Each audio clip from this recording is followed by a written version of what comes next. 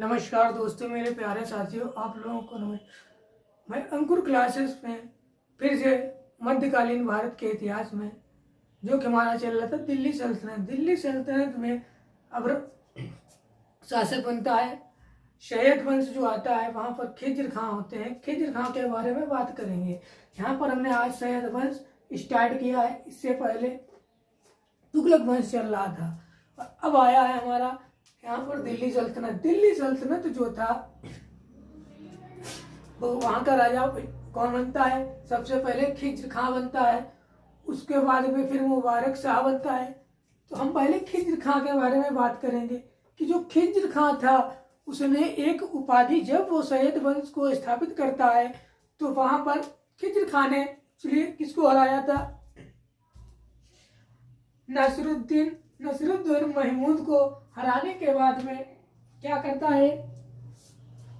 नसरुद्दीन महमूद को हराने के बाद जब खिज्र खां सत्ता में आते हैं, मतलब कि सैयद वंश की स्थापना कर देते हैं। कौन? खिज्र खां। जब खिज्र खां सैयद वंश की स्थापना कर देते हैं तो एक वो उपाधि धारण करते हैं। क्या चीज? एक उपाधि धारण करते हैं।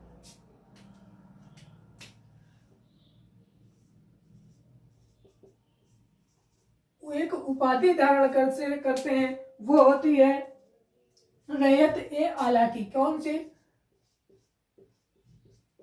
रैयत ए आला उपाधि धारण करते हैं। और रैयत ए आला उपाधि जो धारण करते हैं, और जो खिज्र खां होते हैं ये अपने सिक्के जो चलते हैं, तैमूर पर सिक्के, तैमूर जो अपने सिक्के पर, तैमूर अपने सिक्कों पर, इन्होंने तैमूर जो था, तैमूर ने क्या किया था? जो वहां उन्होंने सिक्के चलाए थे, सिक्कों पर या लिखिएगा सिक्कों पर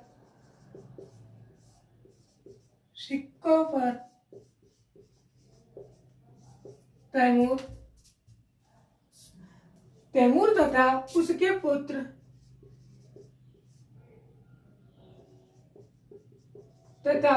पुत्र क्या बताते हैं?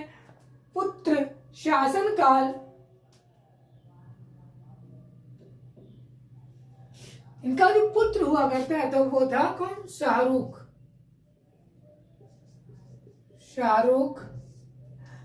इसका क्या बताता है? प्रतिनिधि बताता है।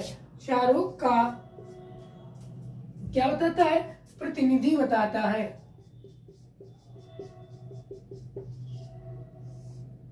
प्रतिनिधि खुद को प्रतिनिधि बता देता है कि मैं उनके बड़े बेटे का प्रतिनिधि हूं। जो ये कहां का था? खिज्र खां जो था ये कहां का? मुल्तान का शासक था।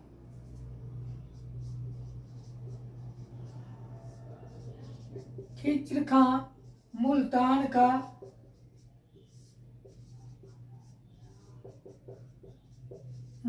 का शासक था।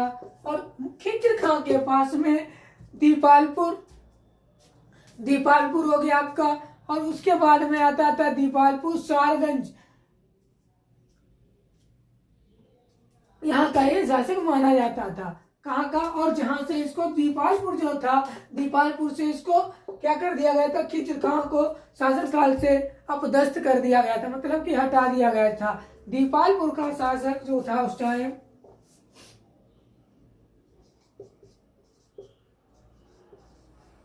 दीपालपुर का शासक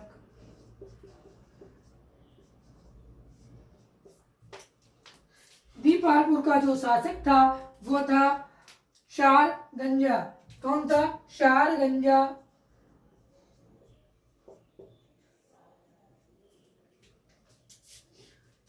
दीपालपुर का शासक शारगंजा था। के शासक ने क्या किया था? इनको अपदस्थ कर दिया था। दीपालपुर का जो शासक था शारगंजा ने, और किसने और ने अपदस्थ कर दिया था। क्या चीज? अपने शासन काल से अपदस्थ कर दिया था। जब इनको अपने शासन काल से अपदस्थ कर दिया है और तैमूर का साथ देता है।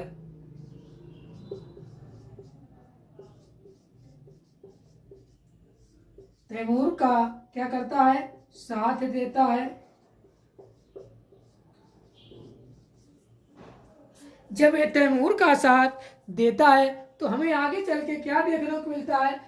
उसके बाद में हमारे यहाँ पर जो अगले बन आते हैं, अगला शासक जो आता है वो होता है हमारा मुबारक शाह। कौन होता है? मुबारक शाह होता है। अगला जो शासक है वो आपका आता है मुबारक शाह।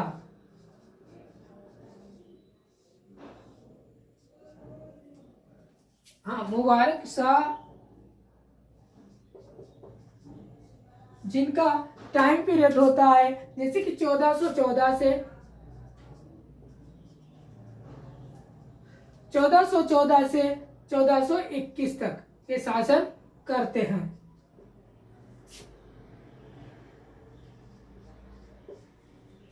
मुबारक शाह आते हैं सत्ता में और 1414 से 1421 तक ये क्या करते हैं? शासन करते हैं। जो ये क्या कहता था? जो मुबारक शाह थे इन्होंने अपने खुद को सुल्तान घोषित किया था। मतलब कि खुद को इन्होंने क्या किया था? स्वयं को सुल्तान घोषित कर दिया था।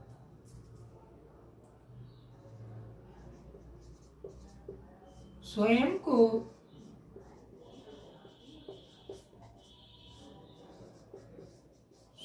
को सुल्तान घोषित किया था।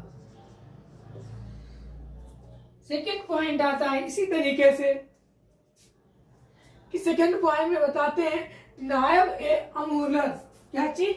नायब ए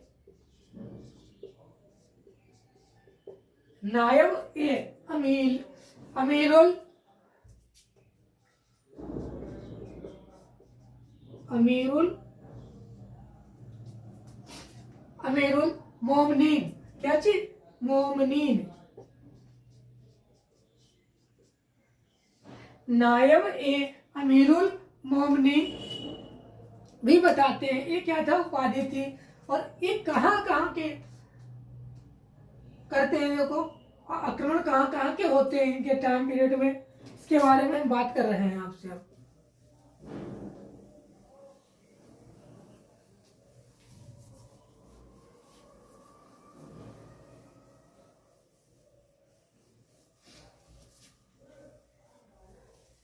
जैसे कि 3 स्थान होते हैं। एक होता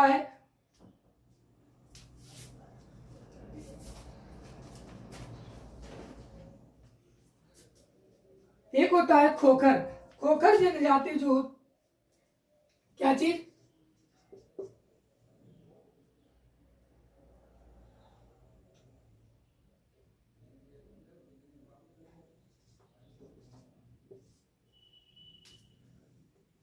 खोखर। और दूसरा जो होता है वो होता है आपका जौनपुर।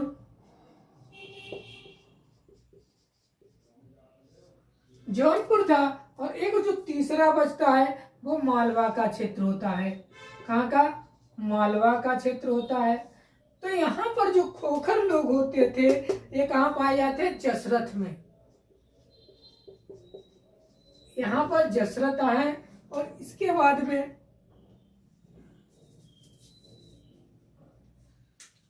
ये क्या है? जसरथ है।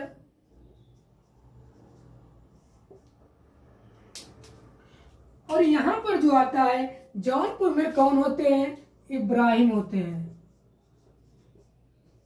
जौनपुर में इब्राहिम शाह होते हैं। और इब्राहिम शाह के साथ में इब्राहिम शाह को क्या हो जाते हैं? ये पराजित हो जाते हैं। लेकिन इसके अगेंस्ट कौन था? इसके अगेंस्ट में इब्राहिम लोधी थे और मुबारक शाह थे। कौन था? जिनके बारे में हम बात कर रहे हैं कि मुबारक शाह, ये जो हमारा हुआ था 1428 ईस्वी में हुआ था, जिसमें क्या हुआ था कि इब्राहिम शाह पराजित हो जाते हैं और मुबारक शाह जो होते हैं वो जीत जाते हैं।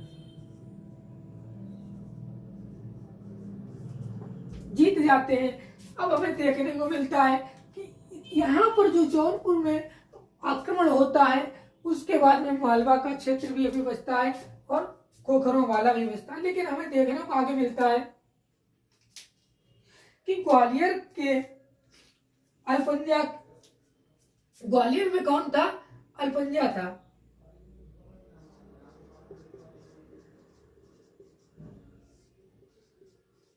ग्वालियर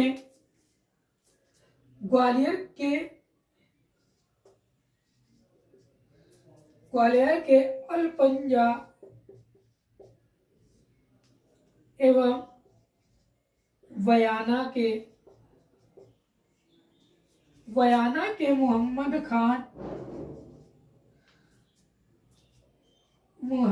खान को पराजित किया।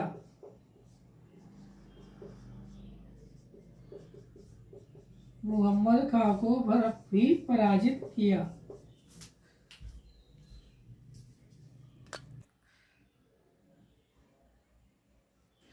यहाँ पर ग्वालियर के अलपंजा एवं बयाना के प्रमुख के मोहम्मद खान को भी इन्होंने पराजित कर दिया था। किसने? मुबारक शाह ने।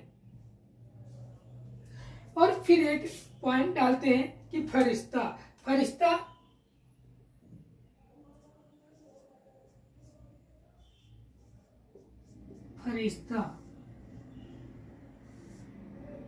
अब हम फरिश्ता के बारे में बात करेंगे। यहाँ पर जो फरिश्ता शब्द आपको दिया गया है कि किसी व्यक्ति के लिए दिया गया है, वह एक प्रशंसनीय क्या था? प्रशंसनीय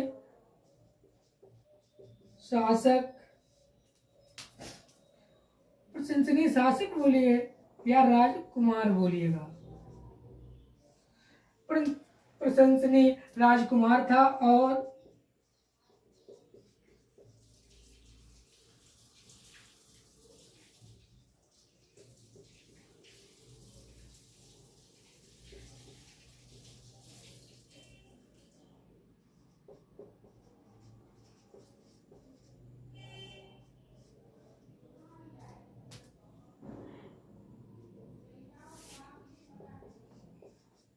क्या है, जैसे कि फरिश्ता हुआ था, वह एक प्रशंसनीय राजकुमार था और उसने अनेक प्रशंसनीय गुण भी दिखते थे या थे। इसमें जिसे फरिश्ता बोला गया है, उसको अंदर एक अच्छी प्रशंसनीय भी भावना थी और उसके बाद में अच्छे अच्छे गुण भी थे। मुबारकबाद, इन्होंने क्या किया? मुबारकाबाद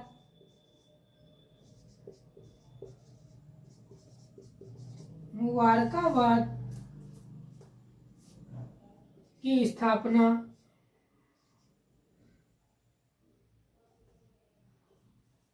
मुबारकाबाद नगर की स्थापना भी की। अब उसके बाद में मोहम्मद शाह जो होते हैं वो क्या करते हैं? मोहम्मद शाह जो थे, उनके शासन में सरवर उल मुल्क जो थे के हाथों से कमाल उल खान भी थे और सरवर उल मुल्क हाथों के थे। उपाधि का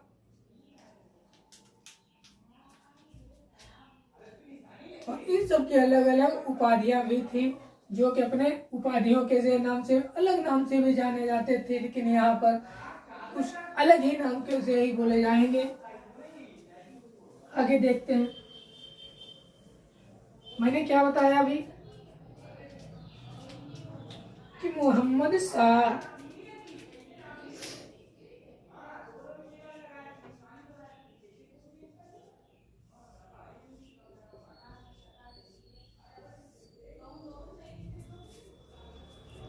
क्या चीज, जो मोहम्मद शाह थे, मोहम्मद शाह शासन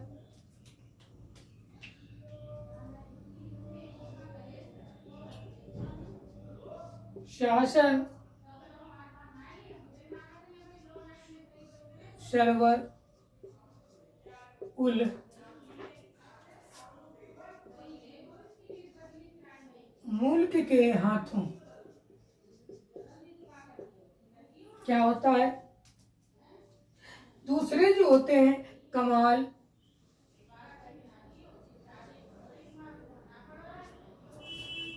कमाल खां, किसकी उपाधि होती है ये? कमाल खान एक कमाल उल खान थे।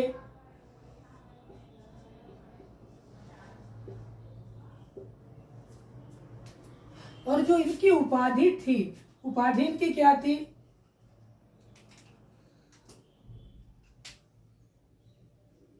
इनकी जो उपाधि हुआ करती थी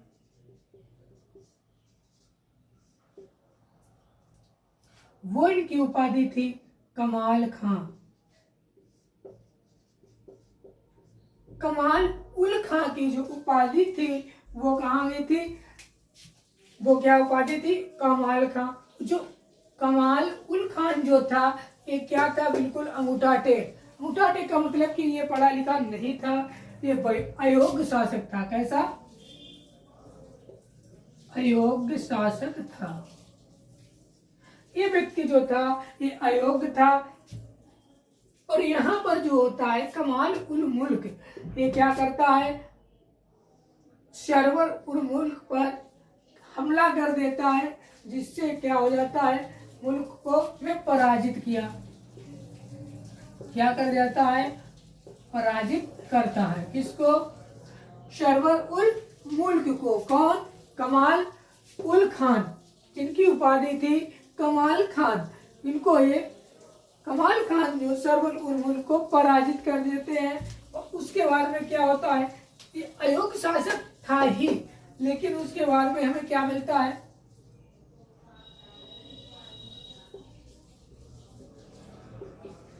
मोहम्मद शाह की सत्ता क्या होती है?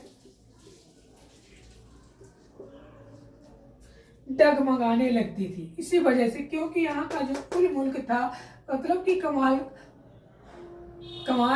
खान थे, उनकी वजह से क्या होता है कि वहां की सत्ता जो होती है वो डगमगाने लगती है।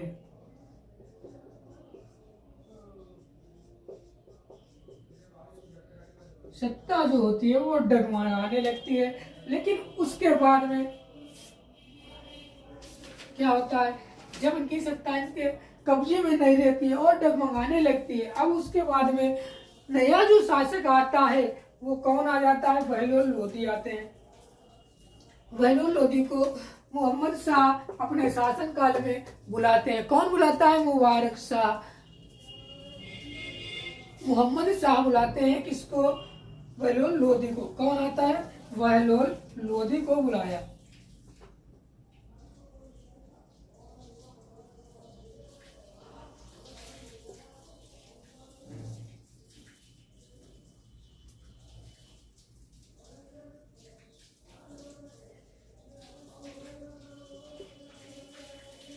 बहलोल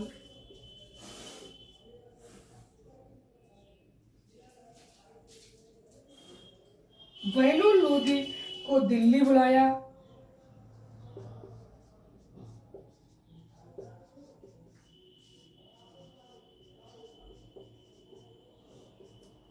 और जब दिल्ली बुलाते हैं तो ये क्या है? बहलोल लोधी है।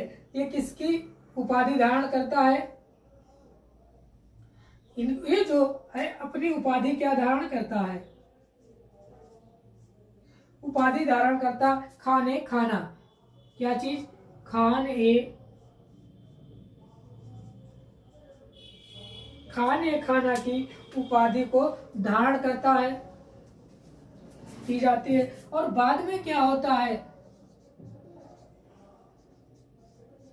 बाद में दिल्ली पर आक्रमण कर दिया जाता है या कर दिया। जो बहलोल लोधी जो होता है, जब यहाँ आने के बाद में दिल्ली, इसको एक्चुअली बुलाया ही गया था, और बुलाने के बाद में जब दिल्ली आ जाता है तो इसने खाने खाना की उपाधि क्या की थी, धारण की। और उसके कुछ टाइम पीरियड बाद में ही बहलोल लोधी जो होता है वो दिल्ली पर आक्रमण कर देता है। जब आक्रमण कर देता है तो फिर क्या होता है, बाद में दिल्ली पर आक्रमण कर दिया। जब आक्रमण कर दिया होगा तो फिर क्या सिचुएशन आई होगी कि यहाँ पर जो सत्ता हुई होगी,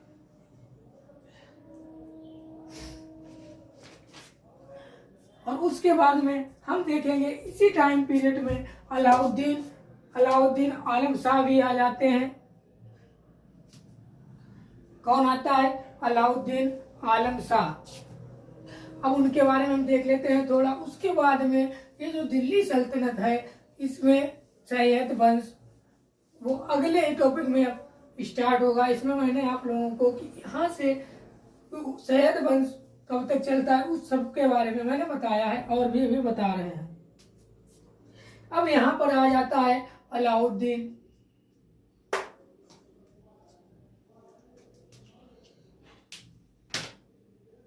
अलाउद्दीन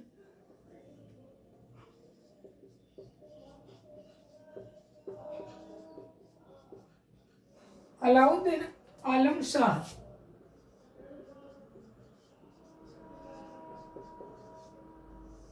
अलाउद्दीन आलम शाह, इनका जो टाइम था 1443 से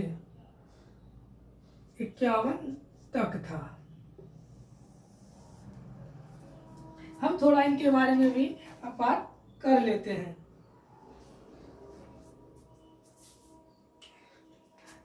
ये जो थे, ये कहाँ चला जाता है, बदायूं जाते हैं। कहाँ को, अलाउद्दीन आलम जो होते हैं ये कहाँ चले जाते हैं, बदायूं।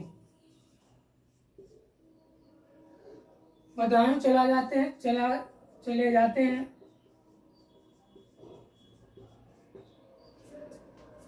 और ये जो था, ये शासक सबसे अयोग्य शासक माना जाता है।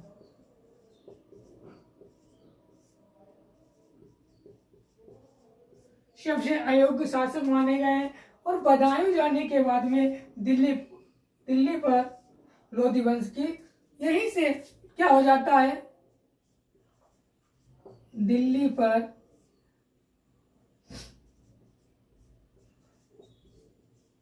लोधी वंश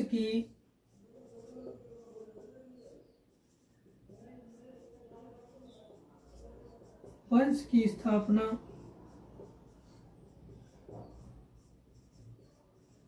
हो जाती है।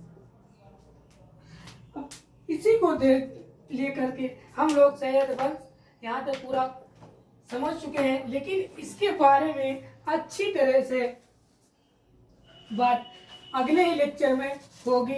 क्यों,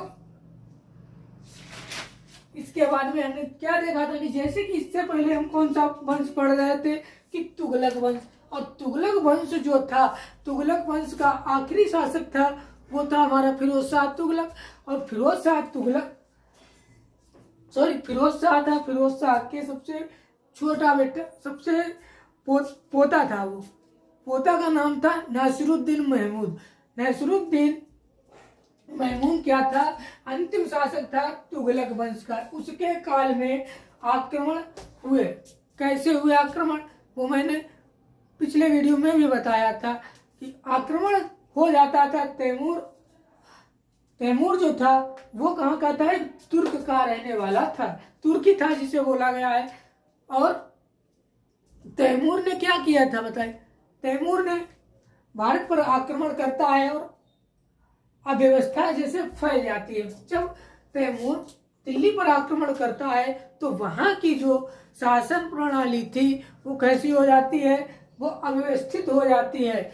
और वापस जाते समय वह अपने शासन व्यवस्था की जो बागडोर थी वो किसको दे देता है, वो खिज्र खां को दे देता है। और खिज्र खां को दे देता है, और खिज्र खां से कहा जाता है, कहाँ से आया था ये भी पता होना चाहिए। जो खिज्र खां था वो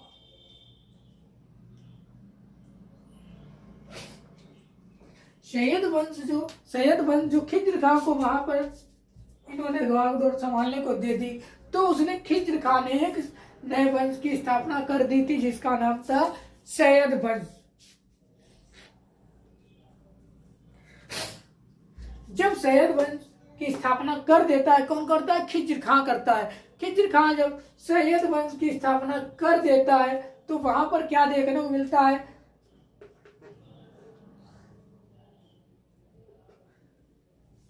तैमूर खां जब वापस जा रहा था तब उसने साथ दे दी थी खिज्र खां को। और खिज्र खां अपने आप को तैमूर का प्रतिनिधित्व बताता है। कौन बताता है, खिज्र खां की मैं तैमूर का प्रतिनिधि हूं, ठीक है, इस तरह।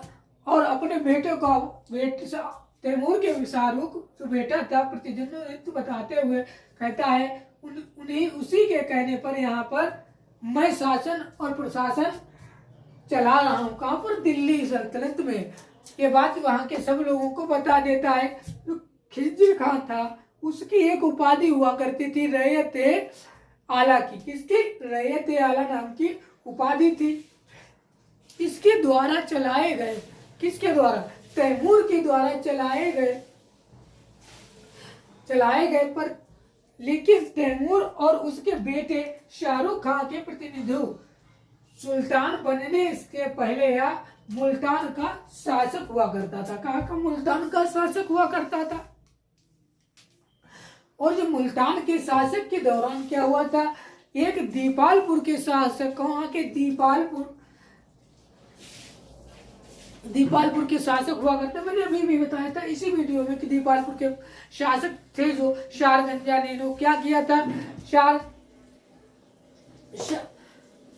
शार खान ने खिज्र खां को पराजित कर देता है और जब उसको अपदस्थ भी कर देता है और तैमूर का साथ दे देता है। तो इसी तरीके से यहाँ तक जैसे साथ देता है। अब इसके बारे में हम लोग नेक्स्ट वीडियो में खिज्र खां के बारे में, सैयद वंश के बारे में डीपली तरीके से बात करेंगे। आज तक के लिए इतना ही। हमारे चैनल के साथ जुड़े रहें, ज़्यादा से ज़्यादा शेयर करें, लाइक करें और वीडियो को अंत तक देखें, तभी आप लोगों को समझ में आएगा।